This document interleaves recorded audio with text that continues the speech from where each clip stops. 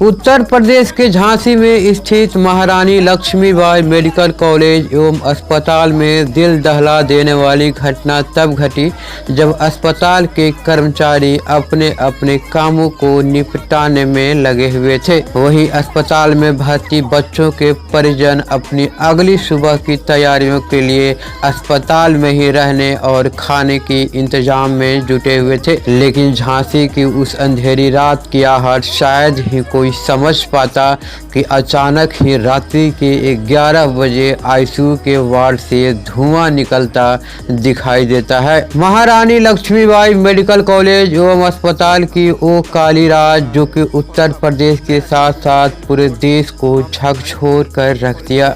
अस्पताल में रात के 10 बजे तक सब कुछ सामान्य चल रहा था।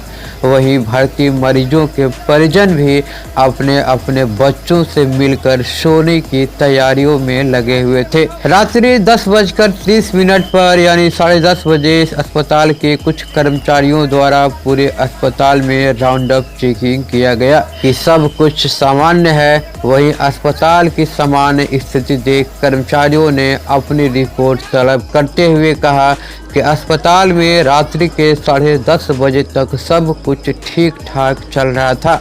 लेकिन 10:30 बजे से 11 बजे के बीच आखिर ऐसा क्या हुआ कि झांसी की वो काली रात पूरे प्रदेश के इतिहास में दर्ज हो गई। बता दें कि अस्पताल में ये घटना तब घटी जब अस्पताल के आईसीयू वार्ड में 57 बच्चे मौजूद थे जिनकी उम्र महज 2 दिन से लेकर 2 माह के अंतराल पर थी। किसी बच्चे की उम्र 2 दिन तो किसी की 4 दिन तो वहीं किसी का 1 महीना दर्ज किया गया। इस पूरे घटनाक्रम का सीसीटीवी फुटेज भी निकाली जा रही है जिससे कि यह साफ हो सके कि यह घटना कब किस वक्त और किन कारणों से हुई है। रात्रि के 10:45 हो रहे थे यानी समय के हिसाब से 11:15 बजे अस्पताल के बाहरी एरिया में लगे बिजली बोर्ड में शॉर्ट सर्किट देखी गई।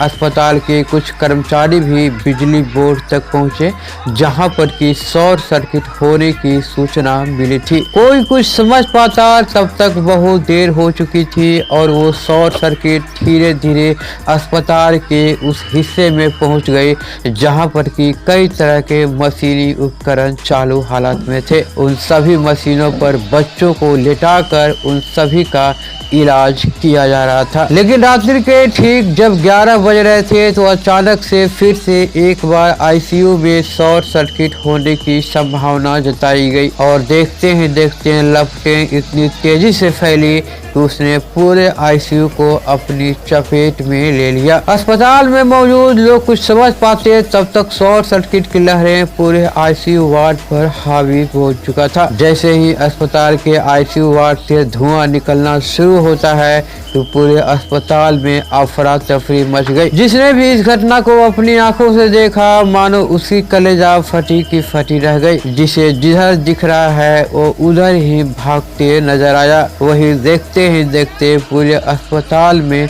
भगदड़ मच गई। तत्काल इसकी सूचना फायर ब्रिगेड टीम को दी गई। वही फायर ब्रिगेड की टीम पहुंचकर लोगों को रेस्क्यू करने में जुट गई।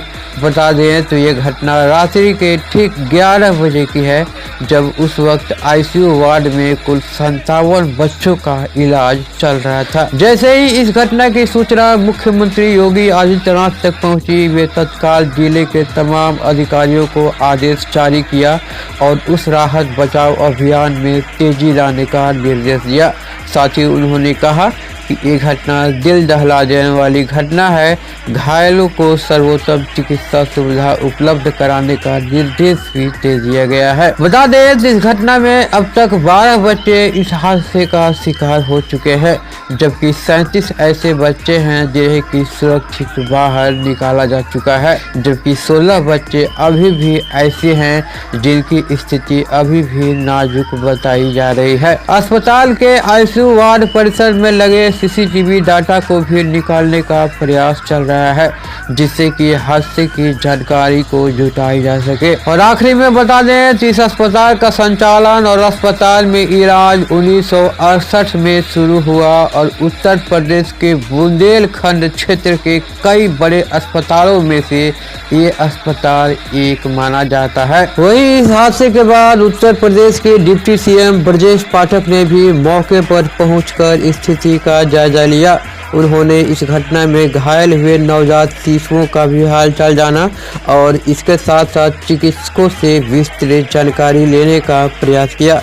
साथ ही कई पीड़ित परिजनों से भी उन्होंने बात की और हर संभव मदद का भरोसा दिलाया। डिप्टी सीएम ने घोषणा किया कि इस दुखद घटना में परिजनों को 5-5 लाख रुपए और घायलों को परिजनों को 50-50 हजार रुपए की आर्थिक सहायता प्रदान की जाएगी। साथ ही उन्होंने ईश्वर से घायलों को शीघ्र स्वस्थ होने की कामना की और मैं और मेरी सरकार प्रदेशवासियों के हर सुख दुख में उनके साथ खड़े हैं।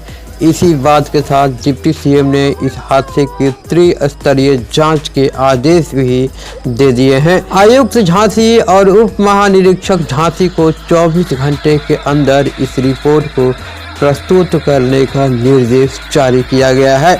इसके अलावा अग्निशमन विभाग और मजिस्ट्रेट स्तर पर भी इस घटना की पूरी गहनता से जांच की जाएगी।